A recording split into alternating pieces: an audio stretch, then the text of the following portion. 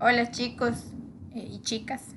Este video es para explicarles la última información que tenemos en la guía de adaptación del ser humano a un medio cambiante. Con algunos de los grupos ya lo vimos un poquito, yo ya se los expliqué, pero les envío el video de nuevo si ya se los expliqué para que confirmen la información y para que la revisen. Ok, entonces, bueno, el tema justamente son los factores de vulnerabilidad. Acordémonos que la vulnerabilidad es cuando somos débiles, digamos, o cuando estamos propensos o frágiles a que nos suceda alguna amenaza natural, ¿verdad? Cuando nosotros estamos más expuestos a una amenaza natural. En este caso, la amenaza natural de la que hablamos es, o son más bien, los temblores o los terremotos. Ok, justamente como lo tienen ahí en el video, en la pantalla, perdón, la vulnerabilidad entonces es una exposición o fragilidad de algunos grupos humanos. Cuando hablamos de temblores o de terremotos, no todos estamos de la misma manera expuestos, de tal vez por el lugar donde vivimos, la construcción de nuestra casa, si tenemos una ladera cerca, hay algunos países donde no tiembla tanto, eh, entonces, estas cuestiones van a afectarnos. Entonces, yo lo que les voy a hacer es explicarles todos estos factores de vulnerabilidad. Vamos a tener 4 grupos. Los factores físicos, los factores ambientales, los económicos y los sociales. Ahí tenemos la información y vamos a comenzar con los factores físicos. Los factores físicos se relacionan con condiciones específicas y de ubicación de los asentamientos humanos, ¿verdad? De donde vive la gente.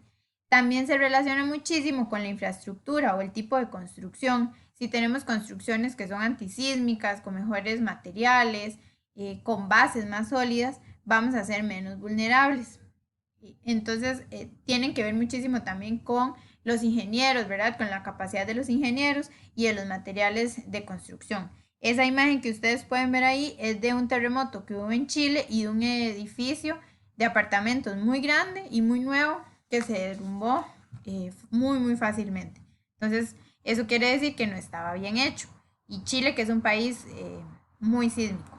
Después, los ambientales, perdón, se refieren a los que se relacionan con la manera de cómo una comunidad utiliza de forma no sostenible los elementos de su entorno, ¿verdad? Entonces, por ejemplo, si nosotros hemos deforestado un cerro o hemos hecho construcciones en la orilla de un cerro que es probable que se deslice, o no sé, deforestamos la ladera de un río, ¿verdad? Y vivimos cerca de un río, esas tierras van a ser más propensas o más vulnerables a que cuando haya un sismo puedan derrumbarse y junto con ellas nuestras casas. Después tenemos los factores económicos, que los factores económicos son los más comunes, ¿verdad? Y se relacionan con la ausencia o poca disponibilidad de recursos humanos. Esto nos va a afectar también, si no tenemos dinero, nos va a afectar como un factor físico, ¿verdad? Porque si no tenemos dinero no podemos construir bien nuestras casas. Y también se relaciona con que después de que sucede una catástrofe no tenemos la misma capacidad para, para levantarnos, por así decir. Entonces los económicos se refieren a que no tenemos suficiente dinero, ya sea para antes construir una buena casa o para después hacerle frente a la tragedia. Y por último tenemos los sociales. Los sociales se van a dividir en 5, que ya ahorita se los voy a decir. Las sociales se refieren, digamos, a la organización o a comportamientos sociales de un grupo, ¿verdad? De una sociedad o de una comunidad. Entonces, si las comunidades no cuentan con unas características específicas para hacerle frente a uno de estos eventos, vamos a vernos entonces con vulnerabilidad. Estos son los 5 factores sociales, políticos, educativos, ideológicos, organizativos e institucionales. El primero, que se refiere a los políticos, es la poca capacidad de los sectores políticos, ¿verdad?, para tomar decisiones o poder influir en las decisiones del Estado para buscar mejores condiciones socioeconómicas. Entonces es cuando no se le da a la población buenas condiciones y con ello no tenemos acceso a todos los recursos. Después tenemos las educativas, que esto es muy importante y se relaciona justamente con este tipo de clases que estamos teniendo nosotros. Como les menciono, entonces esto que nosotros estamos haciendo y lo que nosotros realizamos en el cole, y que ustedes se eduquen, ¿verdad? Que entiendan cómo funciona un terremoto, cómo funciona una erupción volcánica, que sepan qué hacer, eso lo vamos a ver en octavo, es súper importante. Porque así la gente va a saber, va a tener información y van a poder prevenir y enfrentar y minimizar los efectos de un desastre. Entonces lo educativo es súper importante. Si no tenemos educación, si no tenemos acceso a la información, va a ser más difícil que nos podamos enfrentar a un desastre. Después tenemos los ideológicos y culturales. Estos son muy particulares porque es básicamente cuando la gente tiene prejuicios sobre el mundo, ¿verdad? Y cómo se interpretan los fenómenos naturales. Entonces, por ejemplo, a veces la gente cree que los terremotos, ¿verdad? O los sismos o las erupciones volcánicas son un castigo de Dios. Y como son un castigo de Dios y es la voluntad de Dios, entonces creemos que no hay que hacerles frente y que es algo que tarde o temprano va a pasar. Y claro, tarde o temprano va a pasar porque es un desastre natural, pero lo mejor es estar preparados siempre a esos desastres y no nada más creer que van a pasar y hay que aceptarlo porque es nuestro destino, ¿verdad? Yo por aquí les agregué algunos mitos de diferentes culturas eh, sobre cómo se originan los sismos, ¿verdad? Entonces ahí, bueno, pueden pausar el video y leerlos para que no se cansen de mí. Y por último, casi por último tenemos los organizativos.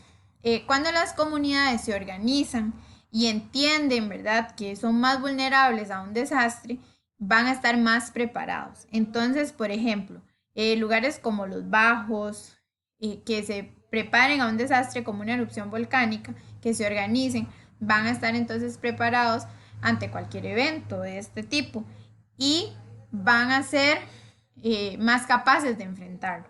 Entonces es muy importante que las comunidades se organicen si tienen algún tipo de vulnerabilidad. Y por último tenemos el institucional y se refiere a que las instituciones estatales cuenten con estrategias claras y eficaces de gestión del riesgo a fin de responder debidamente a cualquier emergencia. Aquí en Costa Rica, la mayoría de instituciones deben de tener un plan de gestión de riesgo, ¿verdad? Que es saber a qué son vulnerables, a qué evento y qué se hace antes, cómo se previene, cómo se trabaja durante y qué se hace después, ¿verdad? Que sepan cómo mitigar los efectos de un desastre natural o antrópico.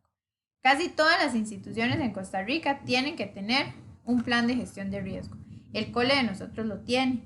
Cuando ustedes estén en el cole van a observar que hay rótulos y hay diferentes espacios para ubicarse cuando hay un evento. Aquí, por ejemplo, les enseño una imagen de la Universidad de Costa Rica, ¿verdad?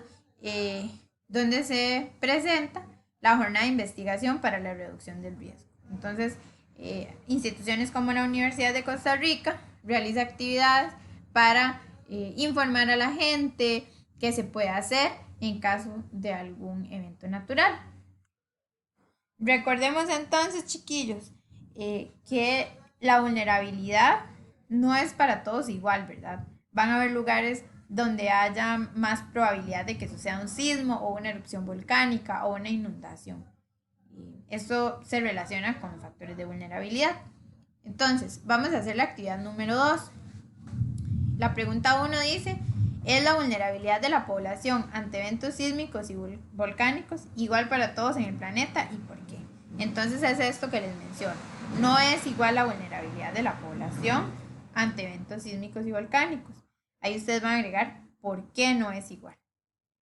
Y la pregunta 2, lo que van a hacer es acá van a tener los factores de vulnerabilidad.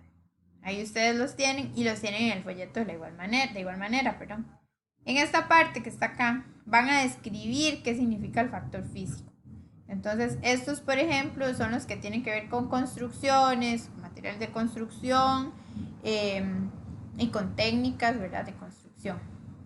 Acá van a explicar qué son los factores ambientales, qué significan los factores ambientales. Aquí van a explicar qué significan los factores económicos. Y acá van a explicar qué significan los factores sociales. En esta otra cuadrito, lo que van a hacer es escribir los 5 tipos de vulnerabilidad del factor social, que eran organizativos, institucionales, educativos, entre otros. Aquí son 5. En cada cuadrito escriben uno. Y después van a elegir 2 de esos. Van a escribir aquí y aquí el nombre y aquí los van a explicar. ¿Ok? Ahí. Entonces, por ejemplo, ustedes escogieron el educativo y el institucional. Escriben aquí educativo y aquí institucional y lo explican. ¿Ok? Les envío entonces este video para que ustedes puedan hacer la última parte de la guía y cualquier cosa que tengan, me escriben. Cualquier duda que tengan, me escriben. Hasta luego, chiquillos y chiquillas.